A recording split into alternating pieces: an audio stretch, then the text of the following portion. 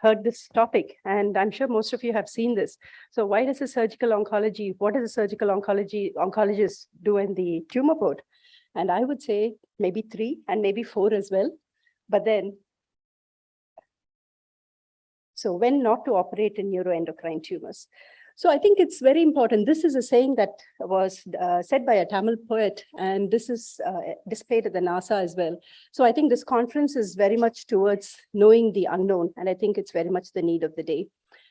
So we all know that this diffuse neuroendocrine tumors, we have the well-differentiated and the poorly differentiated ones.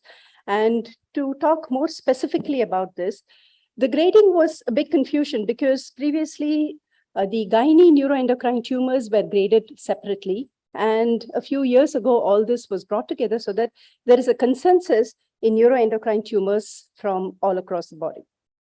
So these were some cases that we had at JKNM Hospital over the last few years. You can see that most of them, as we know, is a cervix. Most of them also were locally advanced cervix. You can see that the stages were stage 4B, 4A. We had one young lady who presented with an ovarian mass who was diagnosed with the small cell carcinoma of the ovary post-surgery.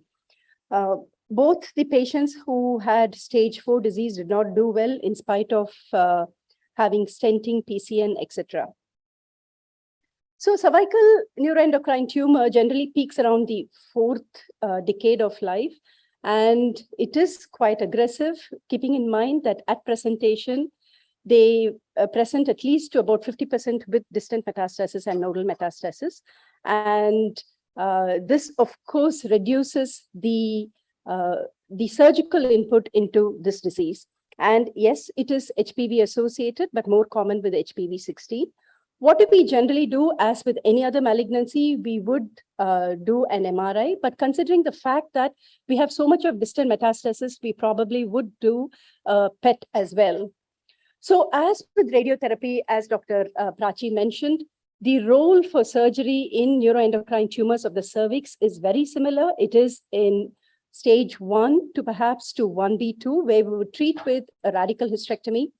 But we would also do a para-aortic lymph node dissection because of the risk of recurrence. And of course, it will give us an idea as to how to tailor adjuvant treatment. And obviously, we wouldn't generally not treat the rest, the 1B3s, the 2s, and the 4s. However, this is again one more algorithm that was suggested by the SGO, where if it is 1B and if it is more than 4 centimeters, is there a role for neoadjuvant chemotherapy to reduce the size of the disease and perhaps a role for surgery in this? This again, considering it's a rare tumor, it is something, the decisions have to be made only on a stage to stage and a case to case basis. So as with any other tumor, as with cervical cancers, we generally do opt for surgical treatment only in early stage disease, irrespective of the histopathology. We know that the prognosis depends upon the FIGO staging, the tumor size, very importantly, the lymphovascular space invasion, which remains the most significant prognostic factor for overall and disease-free survival, and the pelvic node metastasis, which is a critical prognostic factor for disease-free interval. And stage 1 and 2, 5-year overall survival, in spite of surgery and early stage disease, is still low when compared to other histologies, which is squamous and adenocarcinoma. And this is in stage 2 and stage 3 disease, and that pattern seems to continue, showing that the behavior, the aggressive behavior of the tumor. Again, when you look at the different histology, you can find that the tumors which are neuroendocrine generally show poorer 5-year overall survival when compared to other tumors. Again, in ovarian neoplasms, there has been putting together of all the classification, making it much simpler. The commonest type that we see is the ovarian carcinoid, which is primarily benign. When we have bilateral tumors, we have to think in terms of metastatic carcinoids that may come from the gut, which may also present as nodular masses. So when you look at overall survival with carcinoids with dermoids and without dermoids, the group of tumors without dermoids were larger, They had higher overall metastasis, they had hepatic metastasis, and they also had poorer overall survival.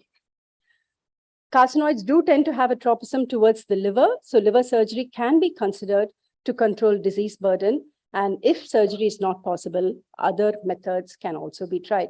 Obviously, this is only if there is oligometastasis and there is reasonable disease burden to be addressed. So again, an algorithm for ovarian masses. Obviously, carcinoids or neuroendocrine tumors can be diagnosed only postoperatively.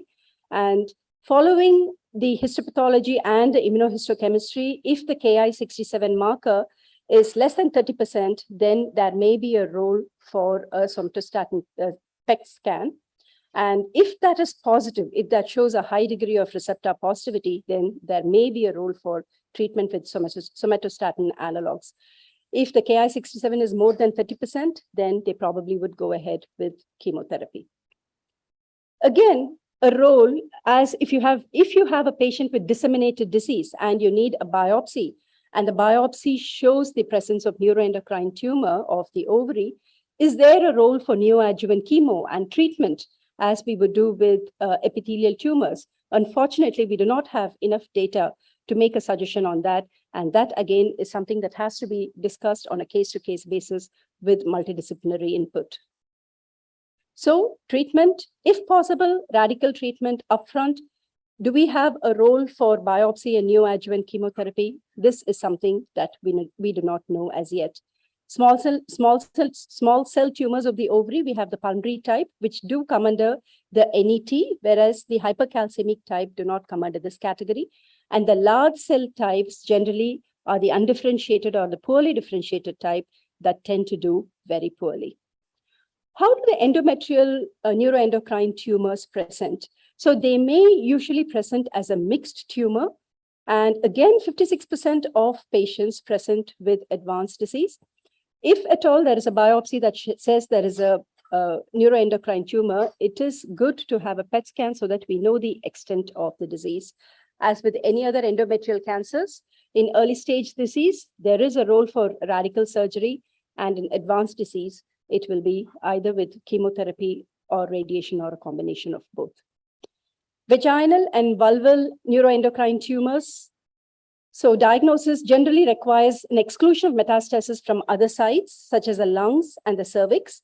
And the primary small cell vaginal carcinoma is very similar to its pulmonary counterpart. So in the early stage, if at all, if it is a small vaginal tumor, a vaginectomy can be done. There is also a role, if it is in the upper vagina, there is a role for a radical hysterectomy and a partial vaginectomy. Obviously, this will need treatment with adjuvant chemotherapy.